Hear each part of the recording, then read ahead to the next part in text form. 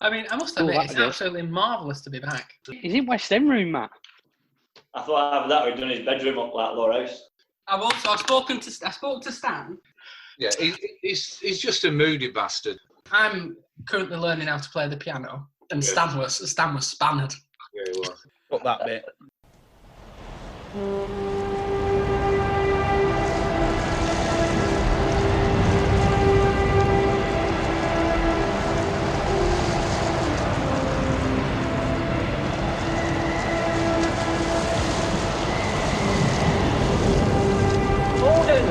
Gordon, send more house to save the house. Come on, the house! Good evening all and welcome to the Lowerhouse podcast, Housecast. Here we are, we're back again. This lockdown number 2 and we're trying to get things back to where we were in lockdown number 1 with having some good guests, some good fun and hopefully making the time pass quickly enough to get us through to next March and April for the cricket season. My name's Jez Hope, used to play at Lowerhouse, now go down watching a bit and having a pint or two watching the lads. And this evening we've got a fantastic guest, an ex-Lowerhouse player. But before we go to the guest, I'd just like to introduce a couple of the co-hosts, see how they're going on. So we've got little Joe Martin. How's it going, Joe? Yeah, very well, thank you. Yeah, not too bad. We're trying to work out when was the last one we did. We're guessing about 3 months ago, do you think, or a bit more? I would take a guess at that. I think it was certainly before the end of the cricket season.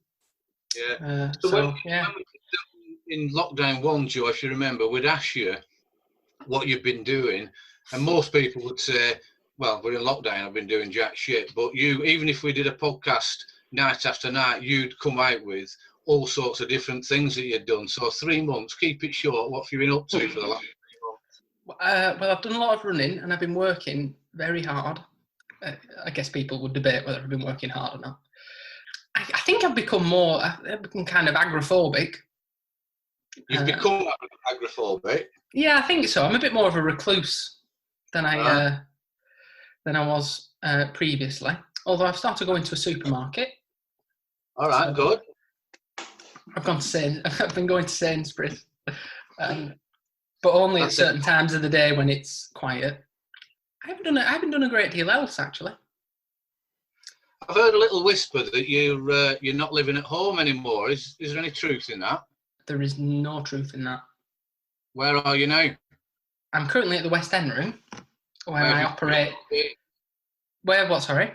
Where have you been all day? Well, I've been here all day, interspersed with a trip to the butcher's. Yeah, I was here yesterday. Yesterday as well. You're living in the West End room, basically. Well, I would say I spend probably 70% of my time in the West End room, yeah. And that's why you're now a recluse? Well, I guess so. Squatter, I guess, yeah. Using all the electric. Anyway, move on. The other co-host that we've got is our legendary ex-captain. Got cups coming out of his ears. It's Joe Beneducci. Hello, Joe. Welcome back. How are you? Thanks, Jez. I'm okay, thank you. You always put me on after Joe, and I feel like I have to wake the audience up after he's been on, waffling on about what he's been up to for 3 months. I've been learning Mandarin and training for a triathlon. Nice one. Neither of those two are accurate.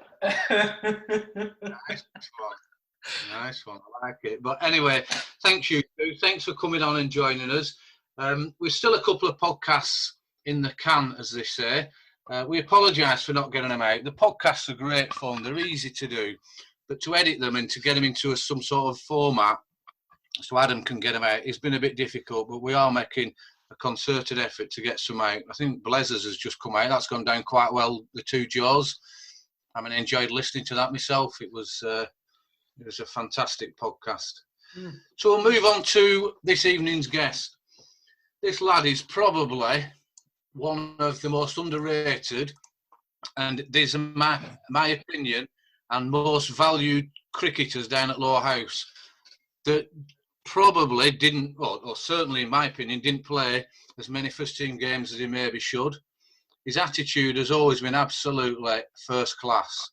Whatever you ask of him, whatever you want from him, whether it's on the cricket field or for the cricket club, he's always there to help.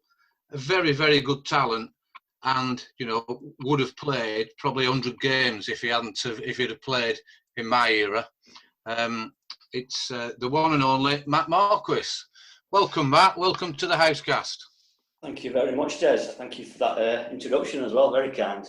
Joe, how are you? Very well, Right, thank you, Matthew. Very well. Very well, thank you. Yeah, thanks, Matt. Thanks for coming on. No problem. Yeah, thanks for coming on. I really mean it when I say that. I've discussed this with a few other people before in the games we've played and the way I described it, and it's difficult to get this point across. I don't know if the two Joes would get where I'm coming from, but there are a lot of games when you were playing in poor teams, poor first teams, or there were a lot of poor players, and people dropped out. You'd get lads are coming from the seconds, and they didn't want to be there or were scared to death. You've never shown that. You've always come in the first team. You've always battled really, really hard, and you've never let anyone down for it. So that's my thoughts about you. I don't know about. I mean, Joe Beneducci's Matt is part of the original Rugrats squad, and it's probably difficult to praise him. What's your thoughts overall about Matt as a club man, as a cricketer? I always think of Matt as he was probably too good to play in second 11, but suffered from the era that he played in with us in the first team. He probably was around at the same time as Johnny, who was probably ahead of him in the pecking order. I'll throw it open to Matt. Let's ask Matt. What do you think, Matt? I mean, you played 30 times for us in the league. You played a few cup games and a few T20 games as well. But what do you think? What's your view on how it went in terms of first team cricket? I think it's right what you say about Johnny, and I fully appreciated that I was down the pecking order from him. And then obviously 2003 joining the job, I think that had a knock-on effect as well, not being available all the time to play. It's not getting any continuity in the first team or anything like that. But like Jez said as well, I would, at the drop of a hat, go and play first team, because I did enjoy being around the first team and being around the club. So I took it after a while. It was just one of those things, and to take every opportunity that I could get, really. Yeah, you could tell. Your fielding were always, sorry, Jez, your fielding were always very good, and that was something that you get probably called up to play, even if the captain at the time wasn't thinking of bowling you necessarily. So whilst you played 30 times, you probably didn't bowl in all them 30 games. Yeah, I think sometimes with that though, and there are some games I couldn't put my finger on exact games, but I think there are times when I went up and I did think during the game, I wish they'd just throw me a ball there and I could have a go, because we weren't doing that well. And I probably thought I could do something in that game, but that opportunity never arose, really. Yeah, I think that's a common issue, that, in it, with particularly bowlers who get pulled up. The captain in the first team probably goes back to who he's relied on and who he's played with all the way through the season, and it's not necessarily always the best way to go. I didn't do myself any favours not working on my batting much either. It deteriorated. I'm probably a better batter when I was 15 than I were when I was 26. I always remember coming off one game. I think me and Jez were batting 10 and 11. I can't remember who we were against, but walking off, and Jez just turned to me and said, "I remember when you could bat." I was just going to say the same. You could, when you were a young kid, you could. Johnny Russell never looked like a batter, but I do remember you being able to bat. And like you said, you've identified it there, but. It doesn't. So be it. That's the way the cookie crumbles. And like you said, you joined the police, and that affected the games you could play and your availability, etc.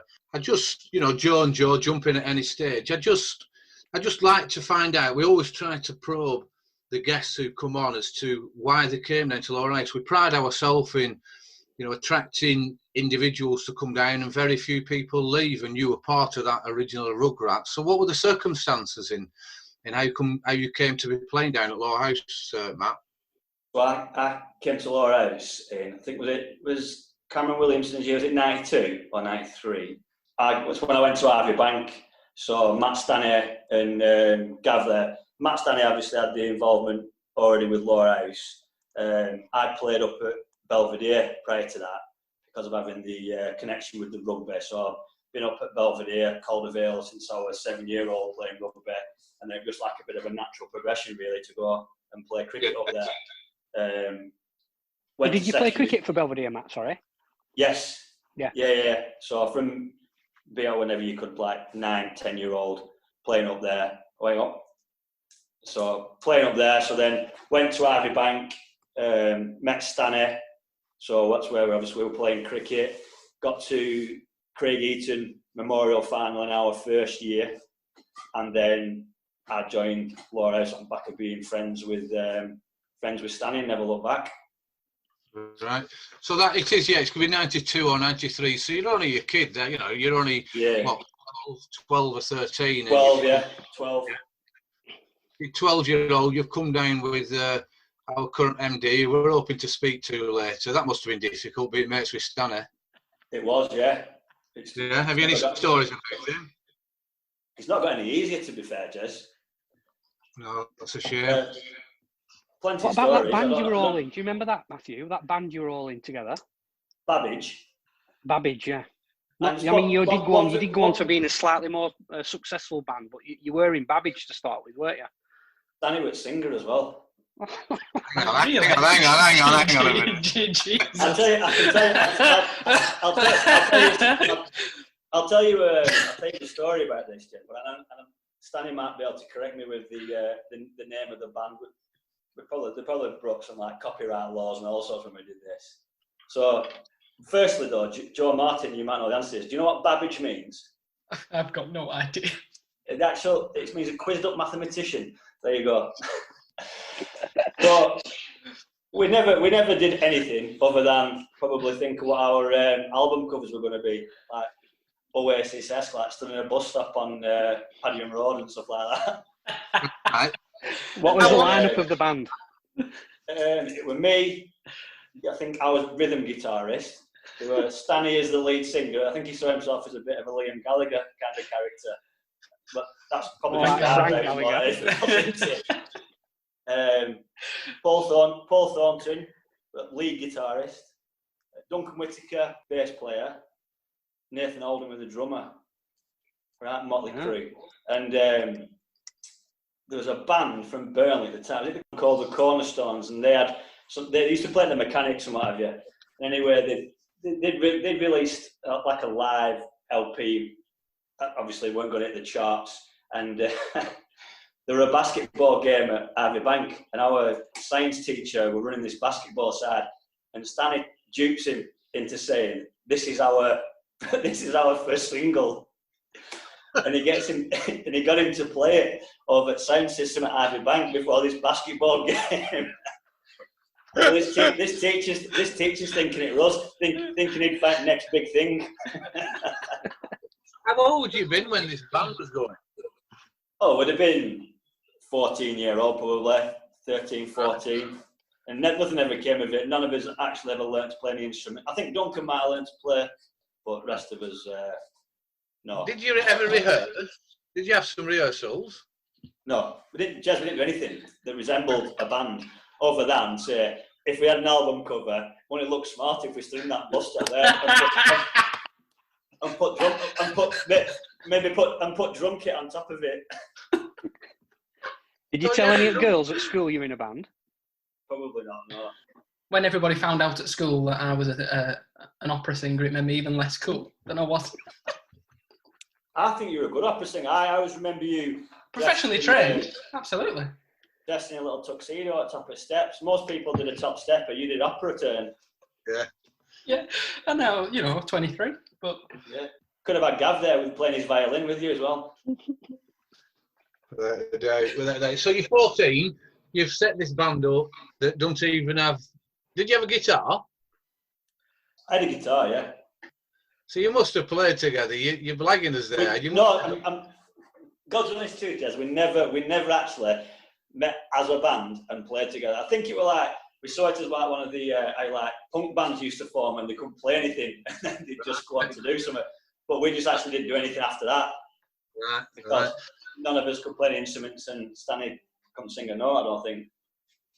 So Babbage has disbanded as quickly as it's been put together. Well, it's never officially disbanded, no, Jez, no.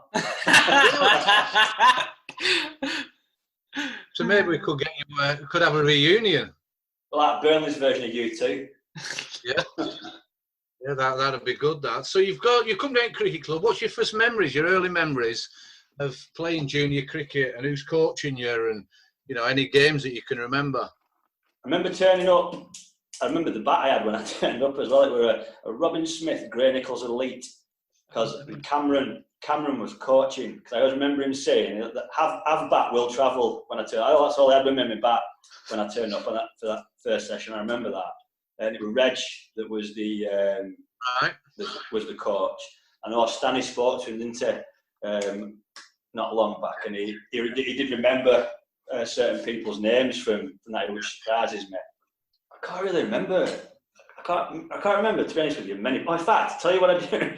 Yeah, one of the first games I played, I think we played at Belvedere. So I'd gone back to play Belvedere, and both the Perrys, Mark and Paul Perry, were playing for him. So I'd just come from Belvedere, and then we're playing Belvedere in one of the first games. And I remember one. I can't remember which Perry it was, and he was lumbering a bit of a single. And I've gone out, picked the ball up, and I was it, and I whacked him right on head with ball. So brilliant. No helmet. No helmet. Cracked him right on head, lobbing one over the stumps. I don't remember much about him. I don't think we played at like under 13s level like then. I don't think we played that many games, to be honest with you. Like I say, I couldn't tell you, remember who was in the side with us or anything then. And we started playing under 15s quite quickly. And under 15s were decent. I think Charlie had joined by that point, because Charlie didn't come to our school until he was 13. Right. And then Gav started playing cricket as well. Joe and Johnny were a year older than us. So myself, Stanley, Charlie and Gav all went to Ivy Bank, all playing in the under 15s together. And it were a decent side at under 15s, and we were probably, again, I knew which end of bat to hold at that point. Charlie were getting runs, Gav were getting runs. So there were people getting like 200 runs in a season in under 15s, which is 20 over cricket. It's half decent, isn't it, as well, if a few people are getting that. And playing against the likes of like Michael Brown and people like that. So it were a good under 15 standard. Yeah. Were you bowling there? Were you getting it down at the other end? Yeah. Oh yeah. I think I'd always enjoyed bowling, even from when I started the very beginning of junior cricket. I'd always enjoyed bowling. I think that was always going to be my thing. And like I said, I probably should have worked my batting a little bit more, but that just went further and further by the wayside the further I went on. Yeah. So then you've played the junior cricket, and we've done this to death previously, but that's where I think we reap the fruits of the likes of Reg initially, and then a few of the other older coaches, and then coming through to where we are now. So what's your early memories of getting into senior cricket? Was it a third team then? I think I remember playing a 13 game, and I probably would have only been about 13, 14. It's when you were allowed people were having all sorts of players playing in third team, and I remember facing Steve Dearden when I was about 13, and he was playing in third team. You were playing against people that really shouldn't have been playing in third team, but obviously I don't think clubs had enough players to fill all the sides, so people were turning out left, right and centre, and then just running through sides, or one of them opening, one of them batting 11, and opener getting 150, and then number 11 getting 90 odd, and then nobody else getting anything in between. But then going on to, we started bringing people in as like 12th man and that for seconds, and I remember, I think Jord had already been playing at seconds by this point, but Rusty was captain, and I went as 12th man to Reece Lanks, and it were a baking hot day, and I had to come on to field for the first time in seconds. And the reason I had to come on was because Shez had to go for a shower, because he was fielding with too many jumpers on. He decided mid-innings when we're fielding that he needed a shower. Well, you know what he's like. So he got out to field. We were a baking hot day, but like for some reason in Chez's head, he needed to wear like 3 jumpers. I don't know what it were. Probably had no socks on and 3 jumpers, and all he's like. And then he decided halfway through, he'd been bowling with 2 jumpers on, put another one back on, and he was piss wet through with sweat, so he decided he needed to go for a shower. So I got to go on and field. I'm just wondering, the captains and the umpires allowing it, really. And did Chez come back on, or did you stop on? I can't remember. He probably stayed off, and he was probably half time by then, and I just got like shit back off, and that was it. Chez carried on. Yeah, I mean, that's another reason for getting Chez back on, to ask him about it, see if he remembers it. That's the introduction to your senior career. So just explain what happened then as you progressed and you get yourself, regularly in the 3rd team, or you start playing the seconds. Who were you playing with then? And like I say, I don't remember much, to be honest with you, about the 3rd team. I think quite a few of us progressed into seconds quite quickly. Right. So the amount of players, man. I know Joe and Charlie, and that went up a little bit quicker than myself, Stanley and Gav. I remember me and Joe both, correct me if I'm wrong, Joe, but I think we both got our first, second team 50s on the same day. We did. Against Enfield, batting at 6 and 7 or 7 and 8. I remember that. That's an interesting fact. Tell us about how old you've been then. I think I'd have been 17, Joe. Yeah, maybe. Possibly. About in that ballpark, yeah. Yeah, and again, against Enfield, and I don't remember much. I think we batted 6 and 7 or 7 and 8, and then Phil Astin came in when one of us 2 were out. And then obviously Joe went on to score a lot more 50s than I did after that. I remember all mine. Well, that's interesting stat that you got it. Can you remember it, Dooch? I remember batting with Matt and getting 50. Don't ask me who else were inside or who were in Enfield side. I have no idea. Joey Ball were probably playing for Enfield. Brock were keeping wicket for Enfield, weren't he? Was he? Yeah, I'm pretty sure he was at Enfield at that time. All right. We're at home or away? At home. I should imagine with me and Joe, most of our runs were scored to Oak Park. Yeah, probably. And then we probably opened bowling as well together, Matt, afterwards. Yeah. Yeah. That's okay. 2 mates get the 50s like that. Was that your first 50, dude? Yeah. Oh, nice one. Very interesting. So then you progressed, and you're getting your late teens. And I think it's fair to say, Matt, I've blown a bit of smoke up your backside early. You had some pace, at the right conditions, and you were never unfit bowler. You was always in good condition, and you could get it down the other end. So just tell us about a few of your performances in the second team, when you were late teens, early 20s. Probably, obviously, I know we'll go on to it, but obviously, making my debut at first team in 2003. Prior to that, I think I was close from conversations in about 99. And I remember then going off to university around about that time. And right. I had a 6 against Bay Cup at home. And then I was going to go up to the first team. For one reason or another, I didn't play in the first team the week after. There were talk of it. And then I started to stay in and around the second. And I think you say about having a bit of pace, I think a lack of a yard probably affected me as well for going up and making that step up. And I mean, I know I could do a bit with the ball, I think, but a little bit of a lack of pace did me from going up as well, because I'm probably like in between, one and a half, if you will. And I think if I'd have been a little bit quicker, but I'd been able to do the same with the ball, then obviously it would have benefited me a lot more. But I don't think I've ever, and I think Stanley probably agrees, I'm never a prolific wicket taker, and I think in some people's eyes I'm quite negative with my bowling. But I did see the importance, especially at second team level. People would get themselves out, or you could just be negative. You could bowl one side of the wicket and set a field to it. You won't go for many runs. So I think going through my second team career, especially, then I think I was regularly bowling 14 overs and going for 30 odd, 40 odd runs. And I think that was the way to go. But in some ways, I might have got stuck in that mindset. Maybe I should have been a little bit more attacking. I don't know. But the others might be able to answer that.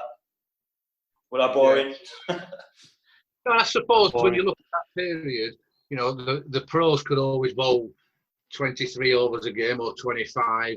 Johnny Russell was going into the side regular. You know, I'm being bowled into the ground. So there's not really many places for out-and-out bowlers to come in, is there? You know, when you look back, it would have been easier to be a batter, you know, or someone, you know, who just trundles around bowling round arm off spin and slogs it straight. Aim's one way and it's the other way. Yeah, no fielders are going the wrong way. Yeah. Yeah, that's what you mean.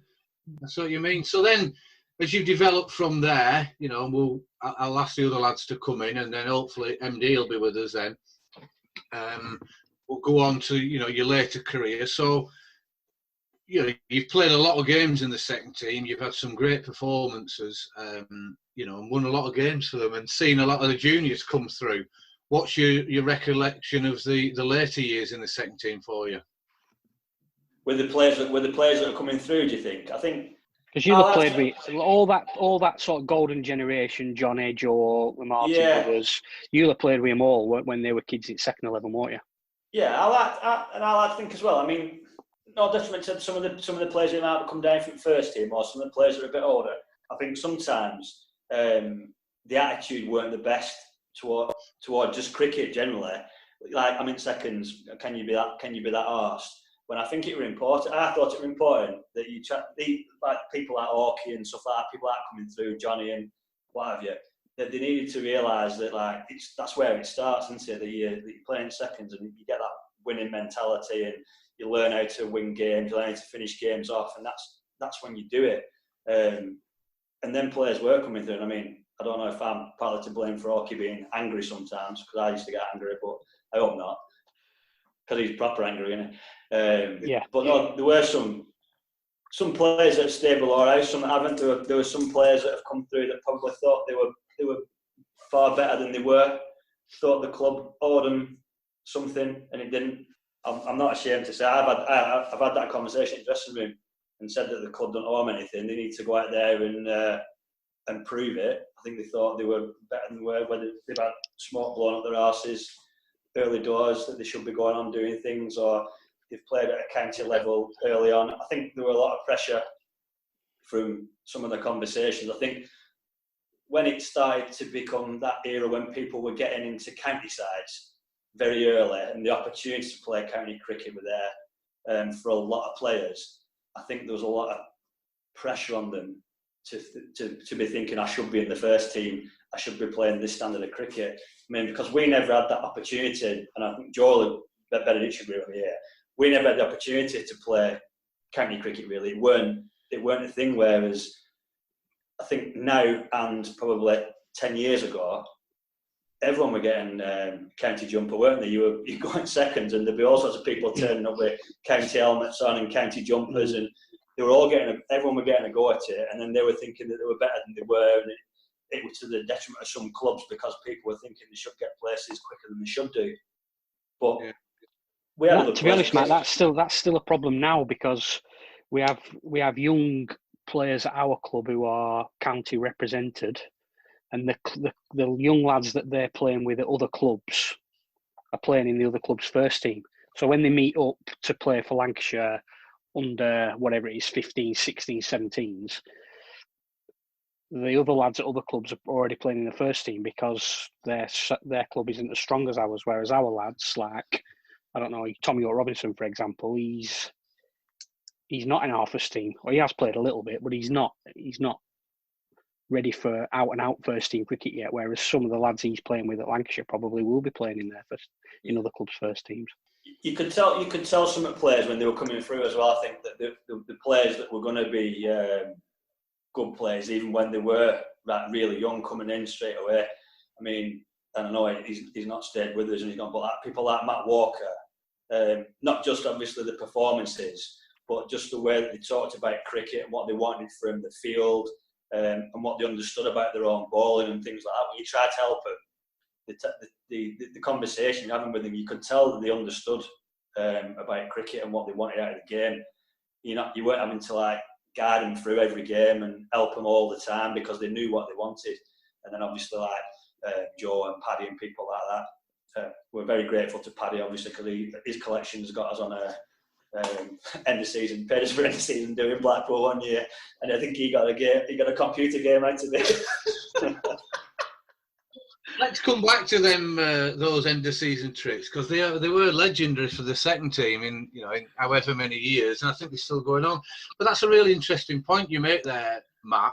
And I'll go to Joe Martin in a minute to ask him, because when you were mentioning there about some of the players that came through, didn't listen, were cocky, were gobshites in so many words, I was thinking to myself, hang on a minute, you and Matt Stanley and Dooch and Charlie and Muss and Gav, you were all the same. But I think back, you weren't. You came through, you listened, you had a laugh, and you were all cheeky. But it has changed, and that, I don't think that's just a cricket thing. I think that's probably a society thing that things change. And we've got those. Joe Martin, you're half and half. You've been there with some of those characters, and it's no point mentioning names. We don't need to mention names going back 15, 20 years of people who played for us and have left. But what's your take on that, Joe, as to what MM's just said? So I think quite a few of the players were imports who came to try and get, with our really good junior section and use the junior section, but then had some kind of idea that they shouldn't just be playing in the second team. They should be playing in the first team, and they weren't happy when they were doing so because they were coming from like smaller clubs, and Lowerhouse is a massive club with lots of players in it who were equally as good as they were. I think the kind of small group that I was in, so me, Johnny, Ferg, Matt Walker, Matt might agree or disagree with me, but I think we were slightly different. Johnny's on his own because he's always been mental. But I'm quite chipper and chirpy, but I would never talk back to Matt or Paul Stanley or Gav, and they had a really profound effect on my cricket of how I prepared for games and. What makes you not as bad as them? Well, the thing is, they always looked out. They always looked out for me. They were always there, and previous to that, nobody really had ever told me that I'd done anything wrong in any form of my life. And then when I got into the second team, it was made really clear that I did some things really well, and I needed to improve on others, and that was really helpful as a kind of progressing into the first team. Because I didn't play a full season in the thirds and the seconds before I went into the first. I think due to injuries or whatever, and it gave me a real foundation and grounding that my mum still says that she won't let anybody say anything bad about Gav because he looked after us when we were in the second team. Josh shouldn't hear any of my conversations with him. So then the next point, Joe Martin, I'd like to come on to is that, so we're looking at 10, 15, well, probably 10 years ago for the youngsters that came through. Some were good, but there is definitely, as Dooch mentioned, people who think that, that they're the best thing since sliced bread. The club owes them a favour and they should bat or bowl where they think they should bat or bowl and not where the club or the skipper thinks. Is that going to continue with your crystal ball out in the future? Does that happen now, and will it continue? Well, I think Dooch will probably have a better gauge of it within the second team. I know that when one of the issues with the first team is with the kind of group of players that came through all at once is that it kind of created a blockade for other people coming through, and they were great players. Ferg and Matt Walker and Johnny were all great players, and people coming up and saying I should be batting in in the top 5 in the first team, or I should be bowling. Yeah, kind of saying, well, Ferg's bowled 20 overs this year. In 2014 he didn't bowl any overs because because the team was good, so how could you kind of do that anyway? I think in the future, I think we're really trying our best to give them a slightly different foundation and so then they kind of appreciate what the club does for them. Yeah. And that it is a process. It's not a case that you've got a God-given right to do this thing or that thing. You know, you've got to work at it, and people will decide when you are ready. They won't decide. And I think actually the current crop, Tommy Hunt Robinson and Henry and others, George Durkin, I think they kind of understand that. And when they came into the first team this year, they were brilliant. Yeah. They were happy to field and whatever else. Yeah.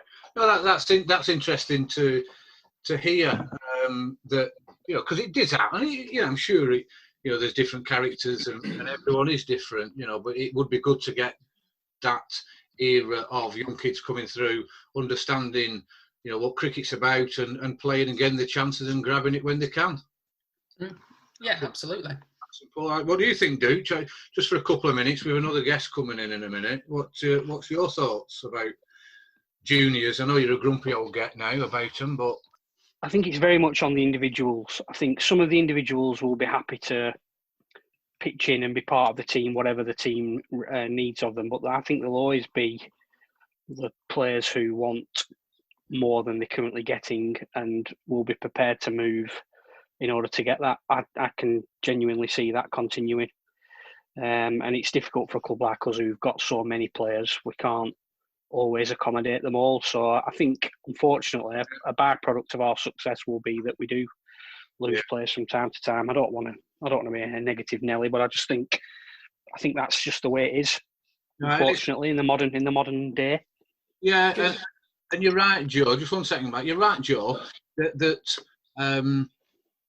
it's for us to understand that, I think, and you clearly understand that.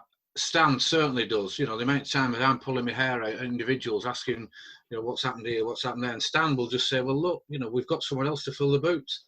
So why think negative things? Go on, MM. What were you going to say?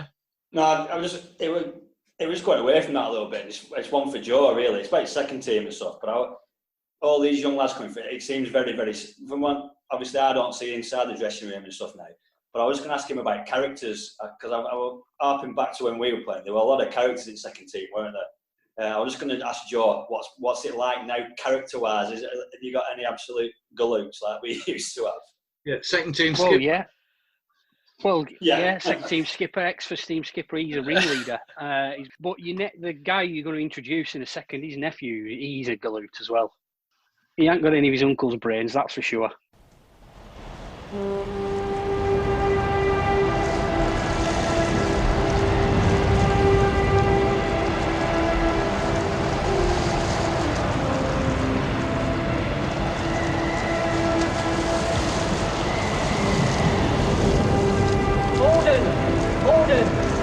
Send Morehouse to save the house.